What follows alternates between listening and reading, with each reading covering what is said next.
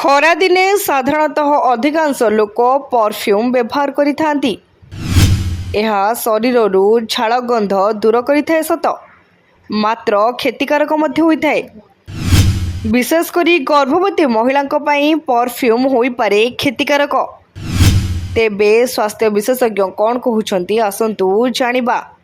साधारणतः खरा दिने अधिकांश लोक परफ्यूम व्यवहार करिथांती। यह शरीररू झाल गंध दूर करे सत, किंतु अत्यधिक परफ्यूम शरीर पई क्षतिकारक होइथाए।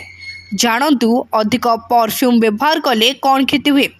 जेकोसी समय हेउ कि कुआडे बाहर को जीवा समय रे प्राय समस्ते परफ्यूम लगेबाकू पसंद करती। यह सुगंधित होइथिले मध्य शरीर प्रति बहु हानिकारक होइथाए।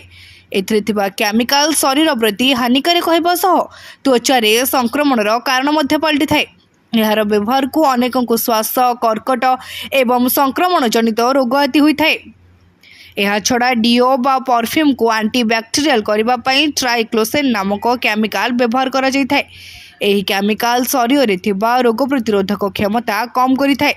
तेबे गर्भवती समय रे भूल रे मध्यम परफ्यूम व्यवहार करबा उचित नुह, कारण यह द्वारा शिशु उपरे खराब प्रभाव पड़ी थाए, जहा फल रे शिशुर सठिक शारीरिक विकास होई पारि न थाए। परफ्यूम कारण त्वचारे कौन प्रकार संक्रमण देखागले तुरंत ठंडा पानी रे सही स्थान को धुवंतु। यह द्वारा आपन को आराम मिलवा सह यह कम मध्य हेबो। परफ्यूम रे केमिकल मिसी थाए, फल यह त्वचा उपरे कुप्रभाव पकाइबा सह जलापड़ा मध्य होइथाए। खाली एतिकी नुह, एथिरे मिसिथिबा अल्कोहोल त्वचा प्रति मध्य हानिकारक, प्राकृतिक त्वचा को नष्ट करि दैथाए। अनेक समय रे परफ्यूम व्यवहार जोगु सही स्थान कुंडे होई फଳି जाइथाए। बेले बेले एही जगह रे घा मध्य सृष्टि होइथाए। हार्मोन को मध्य प्रभावित करिथाए। तेणु परफ्यूम व्यवहार करुथिले आवश्यकता ठारू अधिक व्यवहार करंतु नहीं। ब्यूरो रिपोर्ट, तीर्थक्षेत्र लाइव।